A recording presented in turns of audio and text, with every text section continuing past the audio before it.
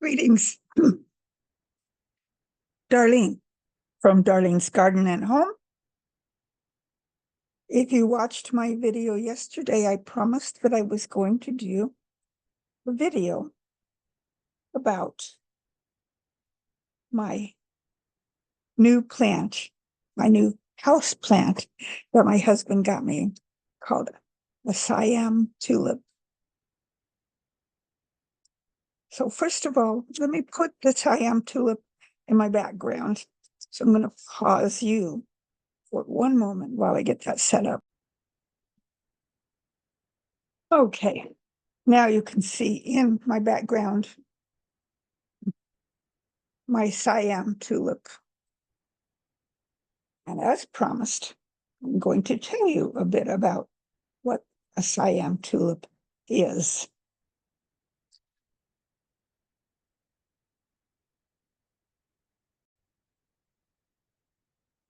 First, let me tell you a little bit about what Siam is. Siam is the former name of a country called Thailand, officially the Kingdom of Thailand, historically known as Siam. The official name was Siam until 1939. It is a country in Southeast Asia on the Indo-Chinese Peninsula with a population of about 66 million, and it spans about 513,000, a little more, square kilometers, which is about 198, well, nearly just under 200 square miles. It's bordered on the northeast by Myanmar, to the northeast. No, excuse me, I got that wrong. It was bordered on the northwest by Myanmar, on the northeast and east by Laos or Laos, however you pronounce that, to the southeast by Cambodia, and to the south by the Gulf of Thailand and Malaysia. I've been in Malaysia. We went to Kuala Lumpur for the Toastmasters International Convention. Was that 8 years ago, maybe? Something like that. Anyway, and to the southwest, Cambodia, or Thailand is bordered on the southwest by the Andaman Sea. Hopefully I'm pronouncing that correctly. It also shares maritime borders with Vietnam to the southeast and Indonesia and India to the southwest. And Bangkok is capital and largest city of Thailand, or Siam. So what about the plant?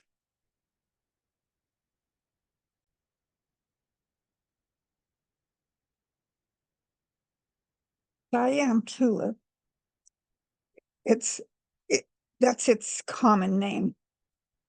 Curcuma alismatifolia is its official name. It's a summer tulip, and it's a tropical plant native to Laos or Laos, northern Thailand, and Cambodia. Despite its name, it is not a tulip. It's not even related to the tulip. It is a close relative of turmeric, and also seems to be in the ginger family, which turmeric also is. And as you can see behind me, it can grow as an indoor plant. And where I live, it must grow as an indoor plant. I could put it out in the summer in a pot.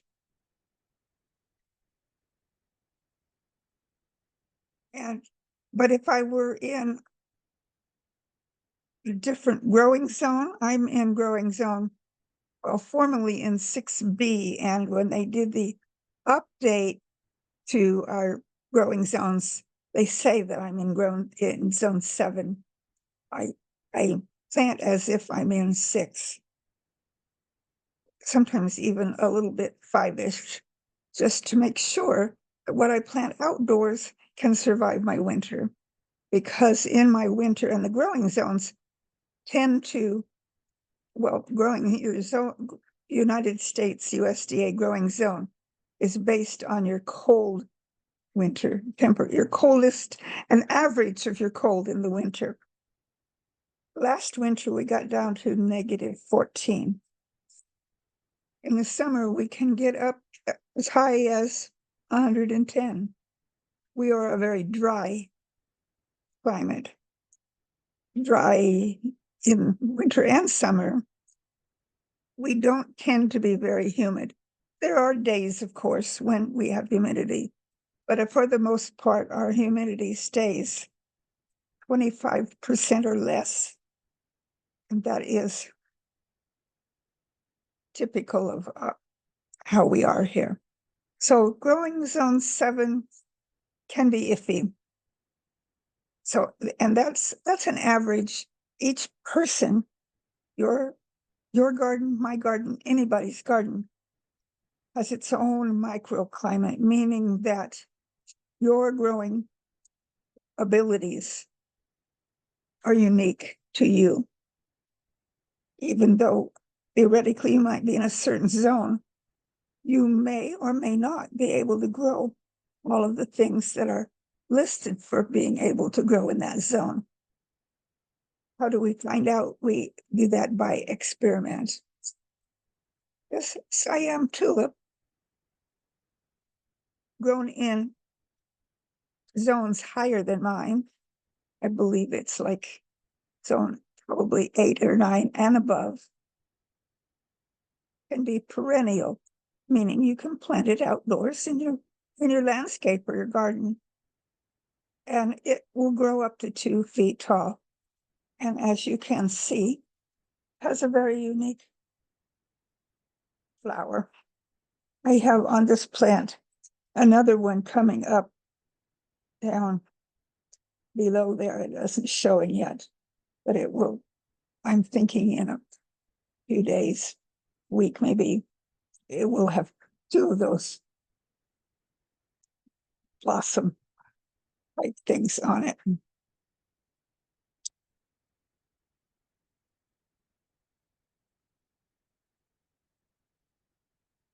Taking care of this Siam tulip involves keeping the soil lightly moist at all times, but never allowing the roots to sit in soggy soil. My husband gave me this for a gift a week ago, about 6 days ago, actually, or 5 days ago, last Wednesday. Today is Monday, so that would be 6 days. 5 days. Well, whatever. Anyway, I have not needed to water it yet because the soil is still quite damp. So I'm just not watering it yet until it needs it. It says to locate the Siam tulip in an area with lots of bright but indirect light.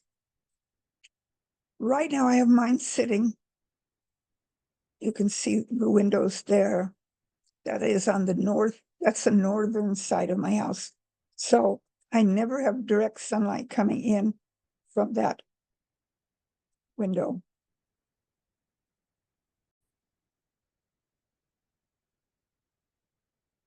So as I explained, we have, excuse me, indirect sunlight. I may at some point move it over to the windows that are behind me now, which is on the south side, but there's a porch there. So certain times of the day, they get some direct-ish light. And then other times of the day, most of the time, it's more of an indirect light. So you do not want the sun to directly hit the leaves of the plant. When does a Siam tulip bloom? The curcuma alismatifolia, it's hard to say, is an exotic perennial that produces tropical looking, usually pink, blossoms from late spring to early fall. And right now it is mid to late August. And obviously you see mine that you saw a moment ago is in bloom and will be blooming for a while. The flowering period can last up to 2 months. Toward the end of summer, as you see, with the stems dying back once its blooms are spent. It can get 18 to 24 inches tall, and available colors, pink, orange. Mine is kind of, I think, what you kind of describe as a mauve green.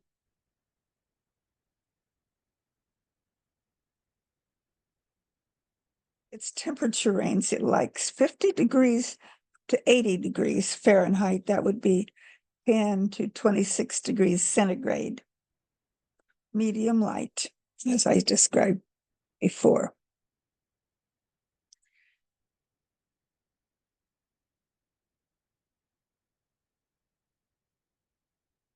It is excellent grown indoors or outdoors, depending on your climate, your zone, your growing zone.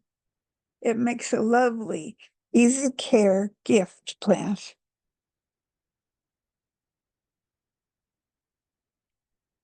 And it can make an excellent flower. I am not going to cut mine. It is sitting directly in front of me in the chair that I'm sitting in. You can't see it any longer because I took it off of my background so that I can move around without part of my body disappearing from you on the screen. But it can make an excellent cut flower, and sometimes it has a lot more bloom stalks than mine. Mine just has the one that you could see and the one coming up.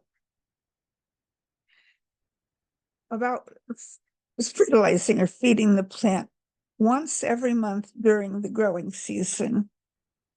So once it starts to die back and goes dormant for the winter, stop feeding it, but don't stop watering it.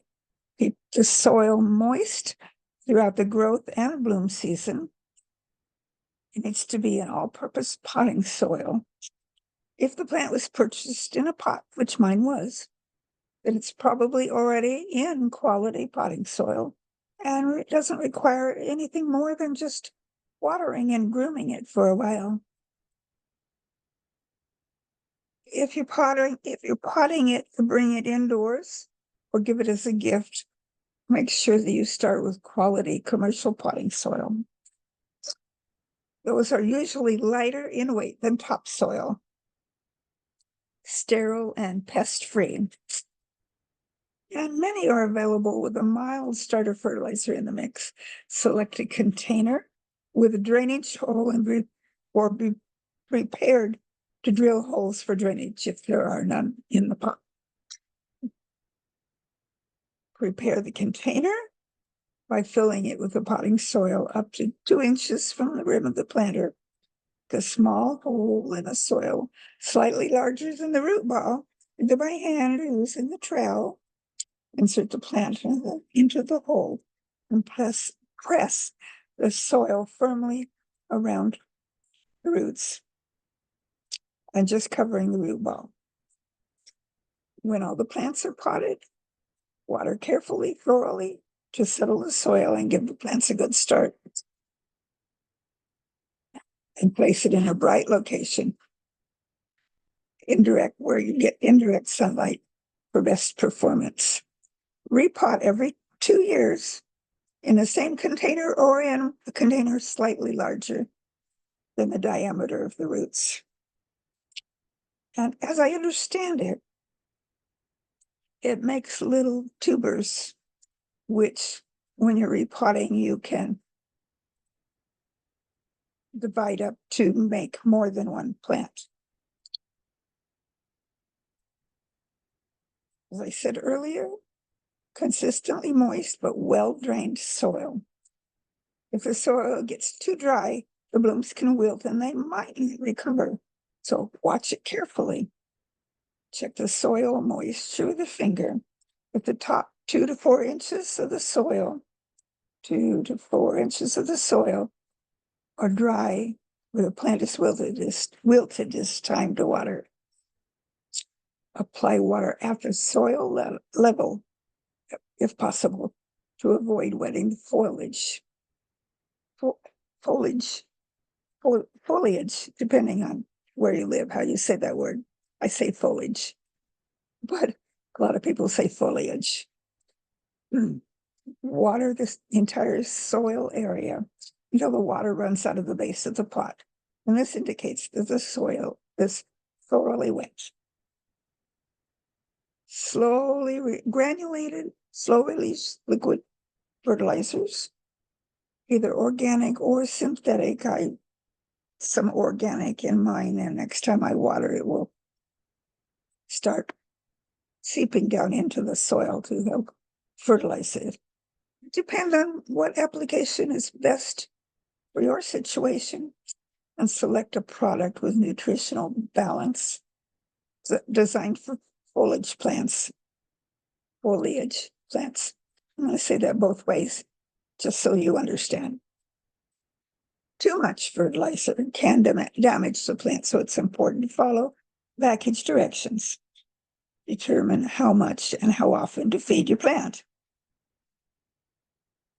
Slow release fertilizer, which is what I gave mine, are especially good, carefree choice for container plants. Follow the plant product's directions for proper timing and application rates. Okay, pruning. Remove the flowers as they fade and follow the bloom stalk down to the bottom and clip the whole bloom stalk off. This keeps the plant looking tidy and may encourage more blooms, depending on the type of plant or time of year, probably. After flowering, many blooming plants make attractive house plants, which I know mine will until wintertime, when the foliage kind of dries up and goes into dormancy. Occasional trimming encourages the plant to develop more side shoots and flowers, reduces the demand for the plant to develop a larger root system. This is important since the roots are confined to a small space, the size of the pot. Some plants will rebloom on their own, but others may have a very specific day length or temperature requirement to flower again. So you might need to do a bit of research if you happen to be gifted or you purchase Siam Tulip, because there are different variations in the tulips, the plants themselves. If you do a Google search of Siam Tulip, you will see photos, and click on images, you'll see photos showing the different variations of the plant. If you're able to plant it out in your garden, it turns into a wonderful addition in your garden. But for me, I have to enjoy mine indoors. So let me do a slight review. The bloom time is summer to autumn. It gets 18 to 24 inches tall and 12 to 18 inches wide, possibly. Looks like the one I have is about 12, maybe 13 inches wide already. Temperature range from 50 to 80 degrees Fahrenheit or 10 to 26 degrees centigrade. Medium, bright, indirect sunlight. Companion plants. You can plant it near begonias, Brazilian fireworks, or Chrysandra. And it is probably available any place where houseplants, or if in your growing zone, you probably could find it at a big box store, I'm guessing. I wouldn't necessarily find it in my big box stores because I think mine are more relegated to my growing zone. So I would find it as a house plant in my area. Well, I hope that's enough information for you about the Siam tulip. I find mine very different from any plants that I currently have. And I really enjoy sitting here in my easy chair, my brand new easy chair, my other chair that I had been sitting in. It was old. And then lately, since I have had to do a little more sitting with my feet up, I did a lot of sitting in it. We had had it for quite a number of years, even before that. It fell apart. Oh, but excuse me.